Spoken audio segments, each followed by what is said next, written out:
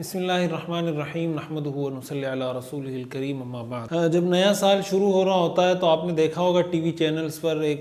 بہت سارے شوز شروع ہو جاتے ہیں 2023 میں کیا ہوگا، بہت ساری پوسٹیں بننا شروع ہو جاتی ہیں، شیئر ہونا شروع ہو جاتی ہیں۔ ہر آدمی اپنی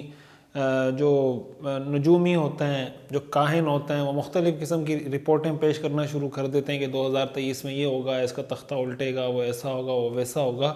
تو میں نے سوچا کہ اس کے حوالے سے جو شرعی نقطہ نظر ہے وہ ہمارے سامنے ہونا چاہیے کہ اس طرح اگلے سال کے لیے پیشن گوئی کرنا، یا پھر اس میں اگر کوئی بدفعلی کا وہ ہو کہ اگلے سال کو یہ ڈیمیج ہو سکتا ہے، خدا نخواستہ یہ نقصان ہو سکتا ہے، شرعی نقطہ نظر سے اس کی حیثیت کیا ہے۔ دیکھیں قرآن کریم میں اللہ تعالیٰ نے ارشاد فرمایا ان اللہ عندہ علم الساعہ وینزل الغیث ویعلم ما فی الارحام وما تدری نفس ماذا تکسب غدا وما تدری نفس بأی ارض تموت۔ 5 چیزیں اللہ تعالیٰ فرماتے ہیں جو غیب کی کنجیاں ہیں، جس کا علم صرف اللہ کو ہے۔ ان میں سے ایک اللہ تعالیٰ فرماتے ہیں ما تدری نفس ماذا تکسب غدا، کوئی شخص یہ نہیں جانتا کہ کل وہ کیا کرے گا، کل وہ کیا کمائے گا، اس کو نہیں پتہ۔ اب قرآن کریم میں اللہ تعالیٰ نے جگہ جگہ فرمایا عندہ مفاتیح الغیب لا یعلمها الا ہو، کہ غیب کی چابیاں اللہ کے پاس ہیں، اللہ کے سوا کوئی نہیں جانتا۔ لا یعلم من فی السماوات والارض الغیب الا اللہ، آسمان و زمین کے غیب کو اللہ کے سوا کوئی نہیں جانتا۔ وللہ غیب السماوات والارض، اللہ ہی کو آسمان و زمین کی غیب کی معلومات ہیں، کسی اور کو نہیں۔ اب جو نجومی ہوتے ہیں نا، جو آپ کو بتا رہے ہوتے ہیں کہ 2023 میں فلاں کی حکومت آ جائے گی، فلاں کا تختہ الٹ جائے گا، فلاں کو یہ نقصان ہوگا، فلاں مر جائے گا، فلاں زندہ ہو جائے گا، قرآن حدیث کی روشنی میں ہمیں یہ تو اسلام گائیڈ کرتا ہے کہ آپ اگلے سال کے لیے منصوبہ بندی کریں، اس کے لیے پلان کریں، اسباب کے درجے میں دیکھیں کہ کہاں سے آپ کو نقصان کا اندیشہ ہے، اس کو کم سے کم کرنے کی کوشش کریں، اس کو ختم کرنے کی کوشش کریں، روکنے کی کوشش کریں، اور جہاں سے آپ کو لگتا ہے کہ یہاں سے مجھے فائدہ ہوگا اس کے لیے پلان کریں، اس سے زیادہ فائدہ حاصل کرنے کے لیے۔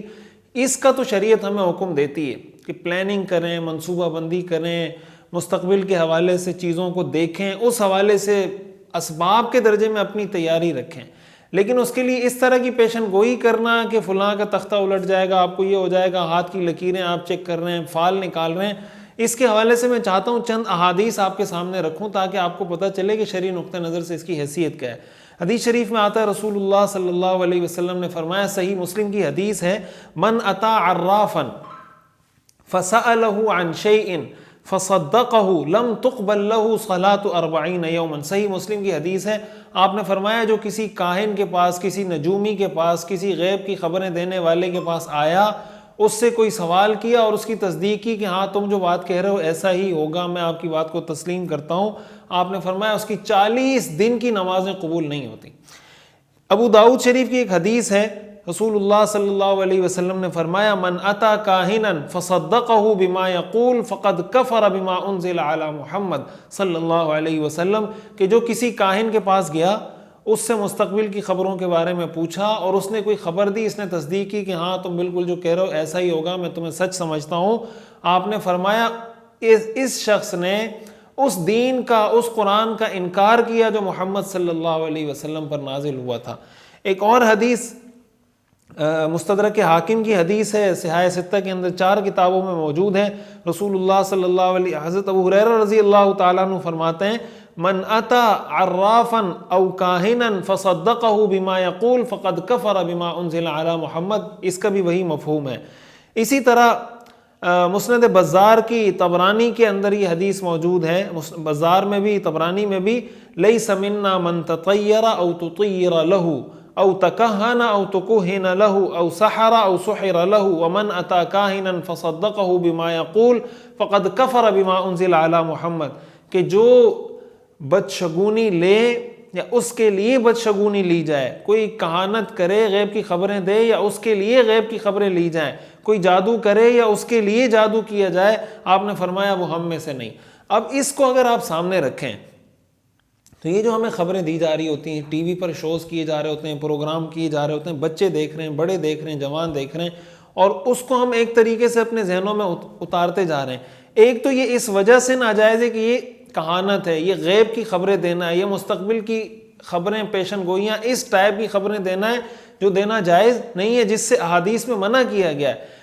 ایک تو اس میں یہ ایلیمنٹ ہے۔ دوسرا ایلیمنٹ اس میں یہ آ جاتا ہے کہ جہاں جہاں آپ کوئی بری پیشن گوئی کر رہے ہیں، مثال کے طور پر خدا نخواستہ ملک کو یہ نقصان ہو جائے گا، فلاں آدمی مر جائے گا، اس پہ جناب یہ بیماری آ جائے گی، وہ تکلیف میں چلا جائے گا، تمہارا مال چھن جائے گا، یہ جو بری خبریں دے رہے ہوتے ہیں، یہ بدفعلی کے زمرے میں بھی آتا ہے، جس کو تطیر کہا جاتا ہے، حدیث میں اس کو تطیر کہا ہے۔ اور آپ نے فرمایا کہ اسلام میں بدفعلی کی کوئی حیثیت نہیں، اسلام میں نیک فعل کی تو اجازت ہے کہ آپ نیک فعل لیں کہ انشاءاللہ مستقبل اچھا ہوگا، مستقبل میں اللہ مجھے ترقی دے گا، کامیابی ہوگی وغیرہ وغیرہ، لیکن بدشگونی لینا شرعی نقطہ نظر سے یہ جائز نہیں ہے۔ اس لیے یہ جو خبریں دی جا رہی ہوتی ہیں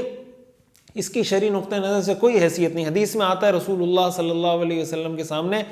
کاہنوں کے بارے میں بات کی گئی تو آپ نے فرمایا لیسو بشیئن، یہ کچھ نہیں ہے۔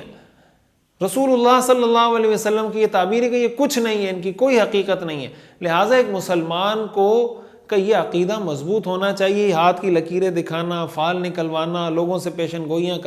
کروانا، ستاروں کے حال دیکھ کر اپنی قسمت کی تعیین کرنا کہ جناب میری قسمت آئندہ ہفتے میں ایسی ہوگی، اس ہفتے میں ایسی ہوگی، یہ بالکل فضول حرکت ہے۔ ہاں، اسباب کے درجے میں اپنی چیزوں کو پورا رکھیں، منصوبہ بندی کریں، جو آپ کے کرنے کے کام ہے وہ کریں، جو بچنے کے کام ہے ان سے بچیں، لیکن ان چیزوں پہ نہ یقین کریں، نہ ان چیزوں میں آئیں۔ جب انسان اس چیز میں پڑتا ہے تو آہستہ آہستہ پھر وسوسہ، پھر شک، پھر بے دینی، پھر عقیدہ اس کا خراب ہونا شروع ہوتا ہے، اور پھر اللہ سے اس کا یقین اٹھتا چلا جاتا ہے، جو بالآخر انسان کو ایمان سے نکال کر کفر کی حدود میں داخل کر دیتا ہے۔ اس لیے اس سے بچنا چاہیے۔ اللہ تعالیٰ ہمیں سمجھنے اور عمل کرنے کی توفیق عطا فرمائے۔